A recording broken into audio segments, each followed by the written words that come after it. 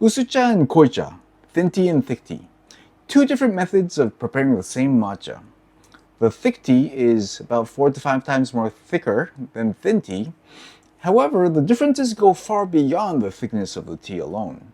In this video, we'll take a deep dive into the true differences of Koicha and Usucha in a way that no other channel really will. At the end, we'll also be looking into which one was truly valued more. Not by me, but Sen Norikyu himself. This is basically the person who redefined the tea ceremony in a way that Steve Jobs redefined the phone. And his answer may surprise you.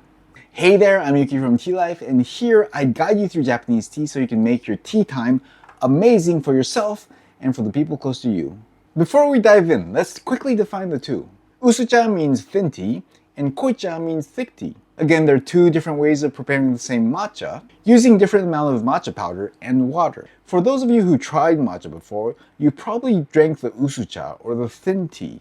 You may have thought that that tea was very thick in itself. The Koicha style takes that really thick tea and makes it even more concentrated. Sounds kind of crazy, doesn't it?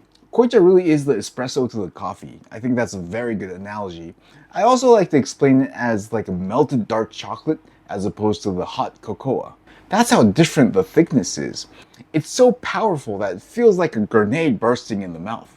So let's start with the most obvious difference, which is the thickness of the tea. This is Usucha, and this is Koicha. Koicha, again, is roughly 4 times more thicker than Usucha, and you can see it immediately in the picture here. Usucha uses about 2 grams of matcha powder to 60 to 70 milliliters of water, as opposed to Koicha, which uses about 4 grams of matcha powder to about 30 milliliters of water. That's if you're making Koicha for yourself. If you're making Koicha for several people at once, which is traditionally how you would serve Koicha, the proportions would actually change. You can see that the Usucha flows smooth, and the Koicha moves very slow. It's very dense. Now let's try drinking the teas. Now we'll start off with the Usucha, the thin tea.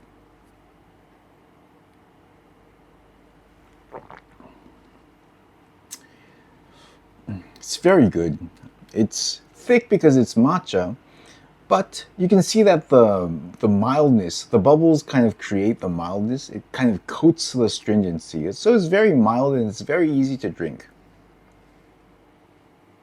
Still, it's a very strong matcha hit. It's very nice. You can feel the umami. There's lots of fragrance as well. I love the fragrance of the matcha. Okay, let's try the Koicha. Oh wow. Immediately, very different, super intense. Completely different taste profile, despite the fact that I'm using the same matcha powder for these two teas. The thickness is about 4 times, but it feels like 10 times, honestly. It's super intense. All the flavors, the notes, the astringency, the umami, they're all dialed up intensely. There's so many layers to the taste compared to the Usucha. Different notes that you can see in the Usucha, you can feel in the Koicha. The umami, the taste, it lingers a lot longer in the mouth. Maybe just because it's thick and it stays in the mouth, but also because the sheer strength of the umami as well. Delicious, amazing, both are very delicious and amazing. Going back to the Usucha again. The Usucha gives it a more floral, light aroma. So it's very interesting. You get 2 completely different expressions from the exact same tea powder. The second major difference between Usucha and Koicha is the way the matcha is made, but I specifically want to focus on the bubbles. With Usucha, with thin tea, you're taking the whisk and whisking it vigorously. You're intentionally trying to create bubbles on the surface of the tea. Now, the amount of bubbles do differ depending on the style you take, but more or less you'll get bubbles on the tea. The bubbles introduce air into the tea, and that air somewhat softens the impact of the matcha. Matcha itself is naturally astringent. The foam helps cushion the astringency and makes the matcha smoother and milder.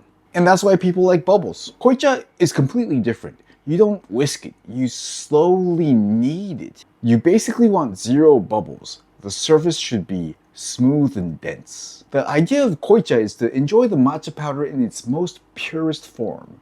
In order to do that, you don't want any kind of bubbles getting in the way. That's why the flavors, the umami, and also the astringency and bitterness, they all hit directly to the tongue and mouth. And that's why you really want really good quality matcha for Koicha. Which leads to the third big difference between the Usucha and Koicha, which are the tea leaves. Technically, both Usucha and Koicha, they both use matcha powder from tencha leaves, which are shaded green tea leaves. But Koicha requires a much higher grade. Because Koicha is so concentrated, it exposes everything about the tea. This includes the astringency and the bitterness. Even if the tea only has a little bit of astringency or bitterness, it still will become very obvious in Koicha. So how are you able to tell the grade from the matcha powder?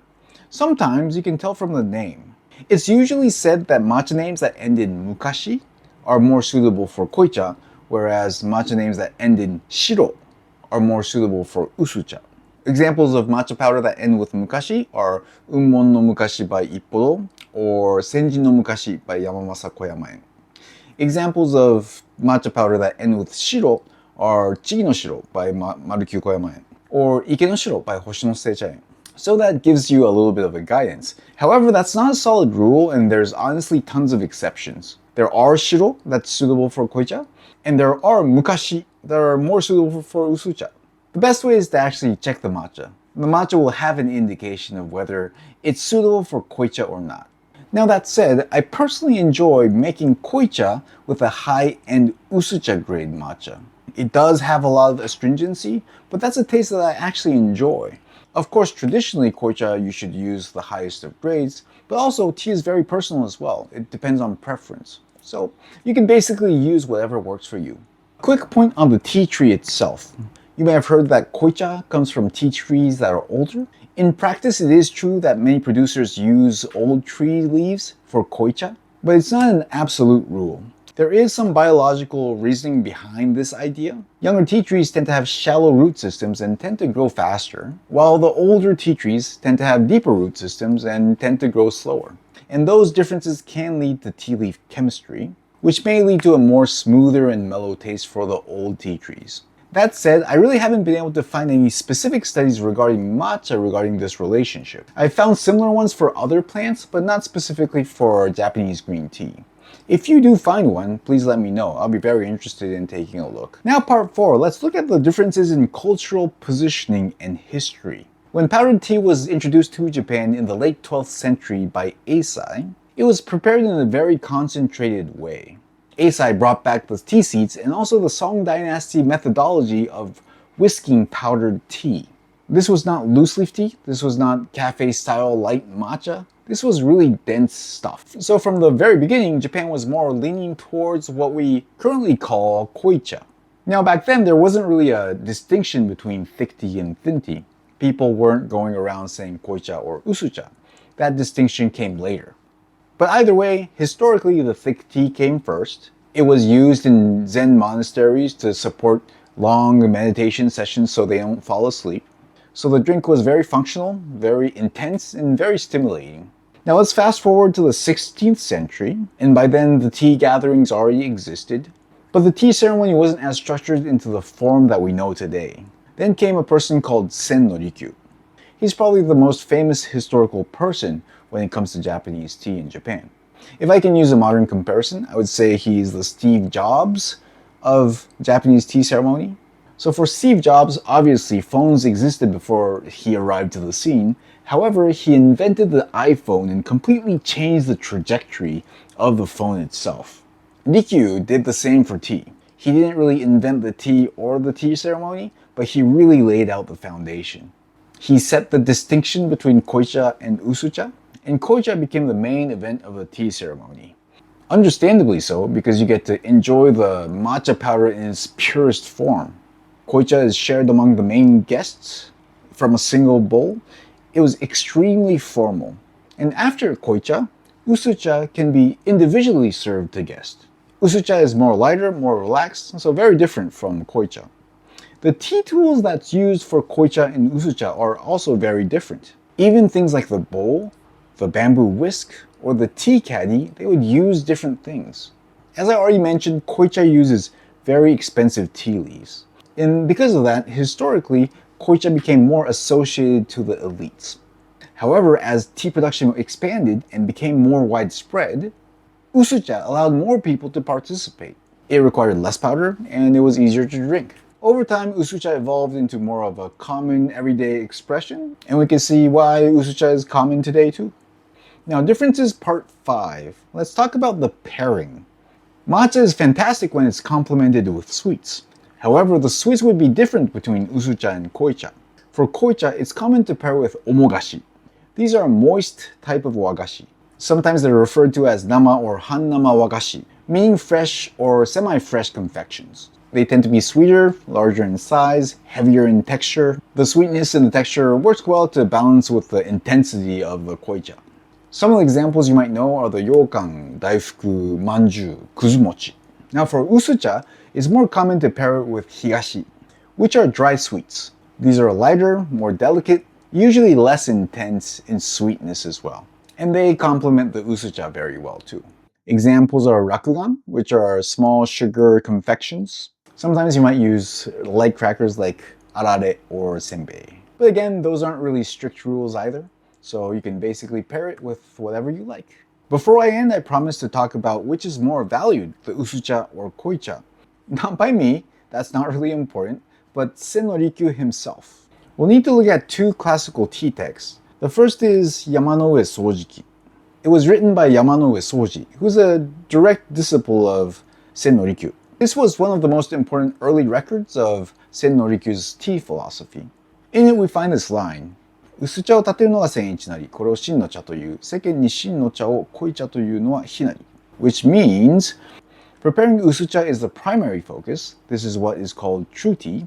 To say koicha is the true tea is incorrect.